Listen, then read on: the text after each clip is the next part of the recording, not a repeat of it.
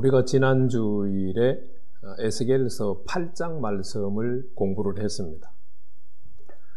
에스겔서 8장은 두 가지 사실을 기억하면 됩니다. 하나는 네 부류의 사람들이 네 종류의 우상 숭배를 했다는 겁니다. 그들이 우상 숭배하는 이유를 두 가지로 들었죠.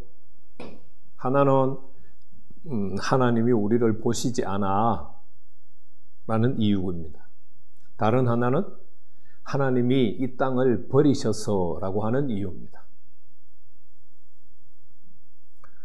물론 그것은 자신들의 죄를 보지 못하고 하나님에게 모든 것을 핑계한 모습이죠. 이 네 부류의 사람들은 여인들이 나오고 70인 장로들과 사반의 아들 아나샤냐가 나오고 이스라엘 족속들이 나오고 신원을 밝히지 않은 25명이 나옵니다. 그러니까 모든 이스라엘 족속들이 우상을 숭배했다라는 것을 우리가 알 수 있죠. 이스라엘 족속들의 우상 숭배가 하나님에게 영향력을 미쳤습니다. 하나님에게 영향을 미쳤는데 어떤 영향을 미쳤는가? 8장 6절 말씀을 보면 하나님으로 하여금 성소를 떠나가게 만드는 영향을 미쳤습니다. 오늘은 우리가 9장 말씀을 공부할 차례입니다. 에스겔서 9장은 1장부터 8장까지 에스겔이 사용했던 중요한 간용구가 나오지 않는 장입니다. 에스겔은 자기가 이스라엘 하나님의 영광을 보고 나서 하나님의 말씀을 받고 글을 기록하기 시작했습니다. 그래서 내가 보니 마 엘레에 라고 하는 이 관용구를 많이 사용합니다. 내가 보니 라고 하는 관용구로 시작을 해서 이스라엘의 영광의 하나님이 에스겔을 호칭해서 부르실 때 그가 내게 이르시되 인자야 베 요멜 엘라이 베나담 이라고 하는 호칭으로 에스겔을 부르시며 말씀하셨습니다. 그 다음에 또 조금 더 작은 단위로 말씀을 하실 때는 너 인자야 베 아타 베나담 이라고 하는 관용구를 사용했습니다. 그리고 마지막으로 이스라엘의 영광의 하나님이 에스겔에게 말씀하실 때는 너를 빼고 인자야 베나담 이라고 부르며 말씀을 하셨어요. 그래서 내가 보니 그가 내게 이르시되 인자야 너 인자야 너를 빼고 인자야 이렇게 네 가지 관용구를 사용해서 지금까지 말씀을 기록을 했어요. 그런데 9장에는 이 네 가지 관용구가 한 번도 사용되지 않았습니다. 이 네 가지 가운데서 두 번째 관용구 그가 내게 이르시되 인자야에서 인자야를 뺀 변형된 관용구 그가 내게 이르시되 라는 표현을 사용을 했습니다. 한 번은 단수형으로 한 번은 복수형으로 두 차례 사용을 했습니다. 단수형은 9절 말씀에서 9장 9절 말씀입니다. 그가 내게 이르시되 인자야가 없죠. 그리고 7절 말씀을 보면 그가 또 그들에게 이르시되 또는 없는 단어입니다. 번역자가 삽입을 시켜놓고 작은 글자로 하지 않고 버젓이 큰 글자로 원문에 있는 것처럼 번역을 했죠. 그렇지 않습니다. 없습니다. 그가 그들에게 이르시기를 7절과 9절에 9절은 단수 형태로 7절은 복수 형태로 그가 내게 이르시되 그가 그들에게 이르시되 변형된 관용구 형태를 사용을 했지만 에스겔이 1장부터 8장까지 사용한 중요한 간용구는 한 번도 사용하지 않았습니다. 그런데 여러분들이 이제 한글 성경을 읽다가 보면 목사님 2절 말씀에 내가 보니 라고 하는 표현이 나오는데요. 거기서 내가 보니는 바엘레에 라고 하는 내가 보니가 아닙니다. 여러분 11절 말씀을 보시죠. 11절 말씀을 보면 보라 라는 말로 시작을 하죠. 베히네 라고 하는 단어입니다. 바로 9장 2절에 내가 보니로 번역한 한글도 베히네 보라 라고 하는 감탄사입니다.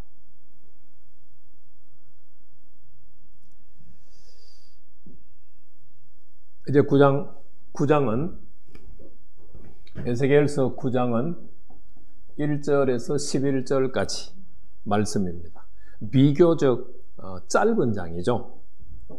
9장 1절에서 11절은 크게 9장 1절에서 7절, 9장 8절에서 11절 이렇게 두 문단으로 나눌 수 있습니다. 그런데 9장 1절에서 7절의 내용이 굉장히 많아요. 길어요. 그래서 강의의 시간을 조절하기 위해서 두 부분으로 나누면 1절에서 2절, 3절에서 7절 이렇게 나누어서 살펴보도록 하겠습니다. 9장 1절에서 2절을 제목을 먼저 정하면 심판의 사자와 구원의 사자 이렇게 제목을 붙일 수 있습니다. 물론 1, 2절 말씀에 바로 나오지는 않습니다. 그러나 이제 3절 이하의 말씀에서 이 제목이 나오는데 거기에는 또 다른 제목을 잡아야 될 필요성이 있기 때문에 9장 1, 2절을 이 시간 생각하면서 심판의 사자, 구원의 사자라고 하는 제목을 잡아봤습니다. 자, 9장 1절 말씀을 보면 그가 큰 소리로 내기에 외쳐 이르시되 이 성읍을 관할하는 자들이 각기 죽이는 무기를 손에 들고 나오게 하라. 지금 이 한글 성경 번역의 뉘앙스는 이스라엘의 영광의 하나님, 그가 이스라엘의 영광의 하나님이시죠. 이스라엘의 영광의 하나님께서 에스겔에게 말씀을 하셔요. 무슨 말씀을 하시느냐? 성읍을 가난한 자들이 죽이는 무기를 손에 들고 나오게 해라. 하나님이 직접 성읍을 가난하는 자들에게 죽이는 무기를 손에 들고 나와라 그렇게 말씀하시는 것이 아니라 에스겔에게 그 말씀을 선포하라고 하는 것처럼 번역을 했습니다. 그런데 우리가 1절과 2절 말씀 사이를 보면 에스겔이 성읍을 관할하는 자들에게 죽이는 무기를 손에 들고 나와라고 외친 적이 없어요.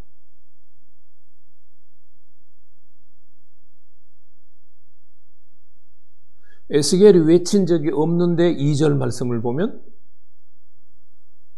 6사람이 북향한 문 윗길에서부터 내려오고 있는 거예요.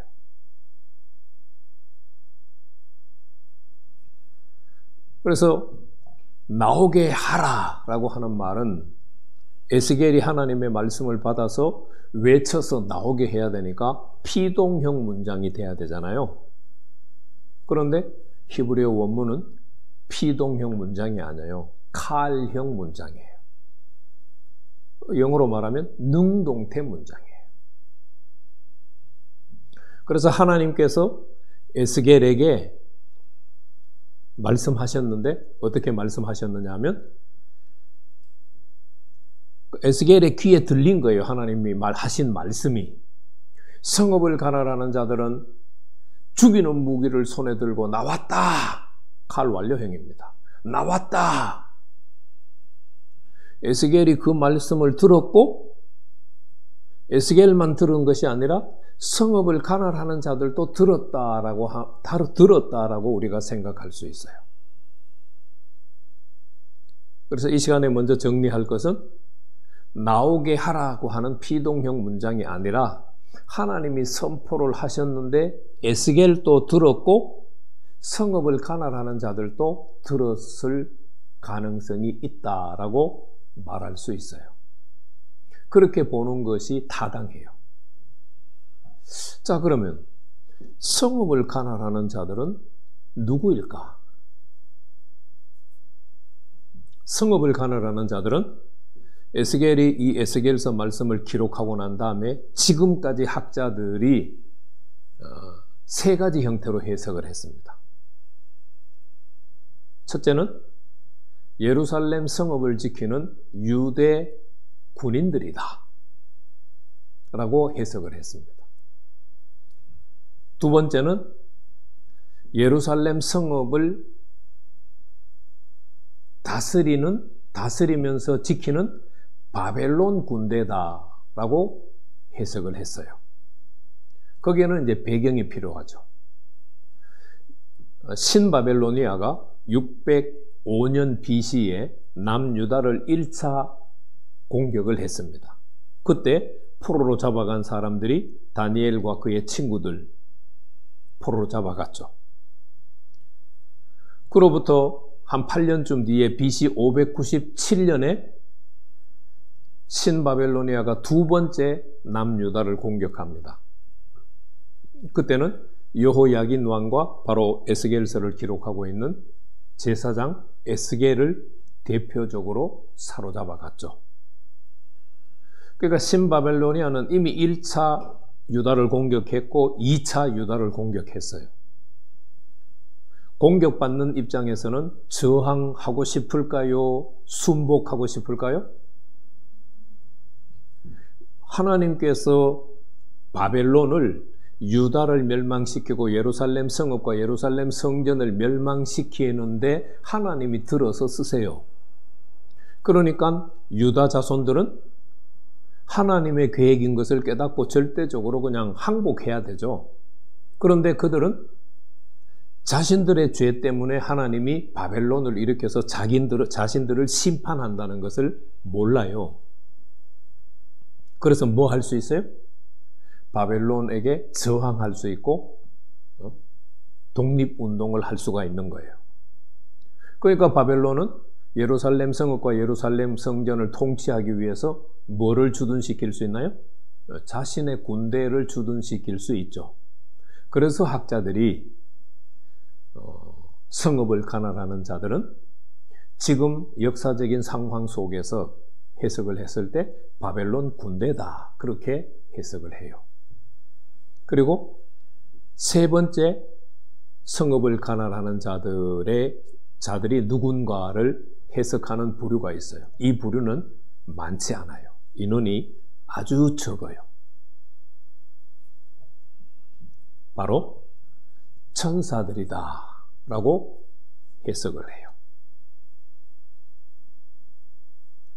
자, 그러면 1절과 2절의 맥락에서는 이 세 가지 해석 중에 유대 군인들이다, 바벨론 군인들이다, 천사들이다, 이 세 가지 중에 1절과 2절의 맥락은 어떤 해석을 지지할까요?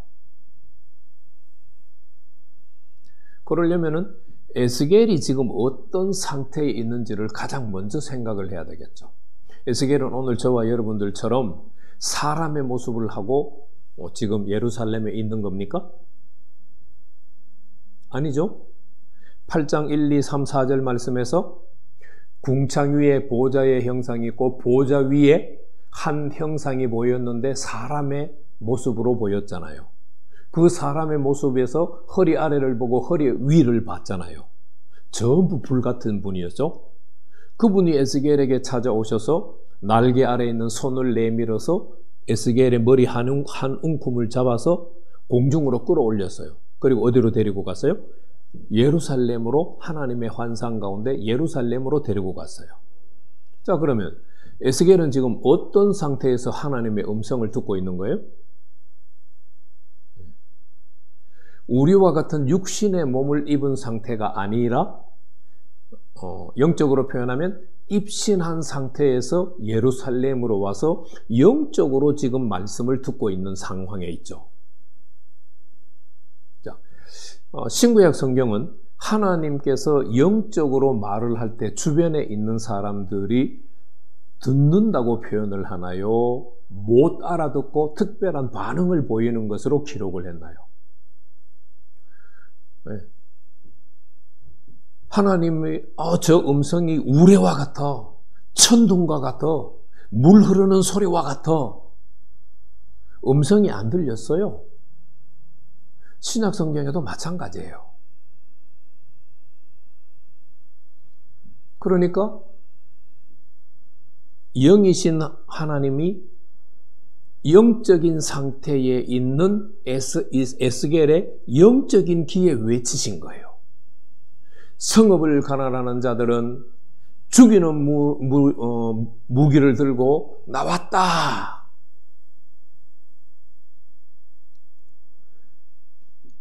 에스겔이 영으로 그 하나님의 음성을 듣고 있어요. 이 영이신 하나님이 에스겔의 영에게 말씀하는 것을 누가 들을 수 있을까요? 영적 존재가 들을 수 있죠. 그래서 천사들이다라고 해석하는 것이 어떻게 보면은 맥락에서 맞다는 생각이 들어요. 그리고 천사들이다라는 것을 지지해주는 또 다른 증거를 우리가 살펴볼 수 있어요.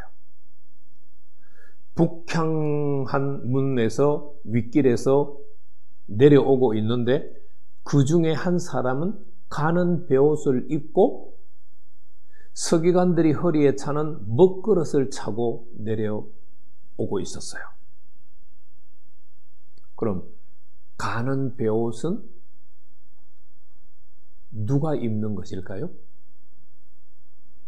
물론 성경 전체에 보면은 여러 부류의 사람들이 가는 베옷을 입어요. 레위기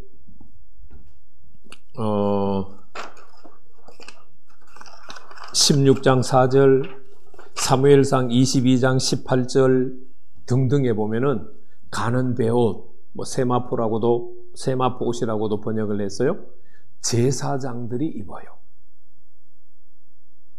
그런데 다니엘서 10장 5절, 6절, 7절 말씀을 보면 천사들에 대한 메시지가 계속되면서 다니엘서 10장 7절 말씀에 보면 그들이 가는 베옷을 입었다라고 말해요.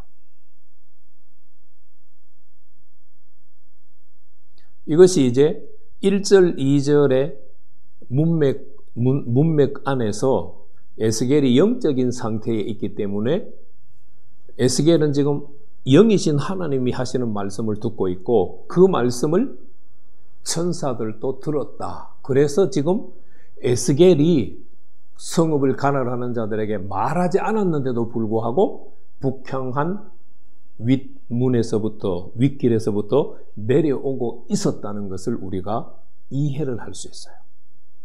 그래서 에스겔은 하나님이 외치셨는데 놀랐어요. 그래서 감탄사 베히네 보라. 하나님이 외치시니까 성읍을 가난하는 자들이 내려오고 있었어요. 자, 신구약 성경에서 지금 이 9장 본문은 하나님의 심판과 관련되는 본문이거든요. 신구약 성경에서 하나님이 심판하실 때 누구를 시켜서 심판하시나요? 천사들을 시켜서 심판하시죠.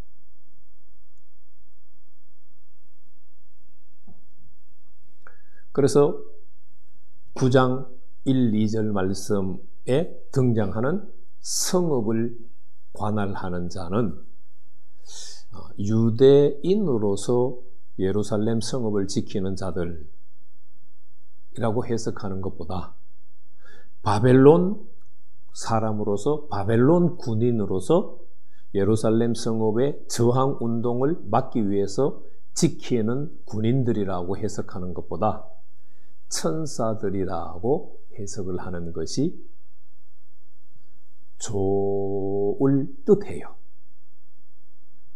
그래서 거기에는 두 종류의 사자들이 있어요. 죽이는 무기를 든 사자들, 심판의 사자들이죠. 가는 베옷을 입고 서기관들이 차는 먹그릇을 차고 나오는 사자들, 이들은 구원의 사자들이에요. 하나님의 심판에는 항상 구원과 심판, 멸망이라고 하는 것이 동전의 앞뒷잎처럼 그렇게 짝을 이루어요. 하나님께서 직접 심판할 천사들, 구원할 천사들을 부르셔서 사용하는 장면을 오늘 우리가 1, 2절 말씀에서 살펴볼 수 있습니다.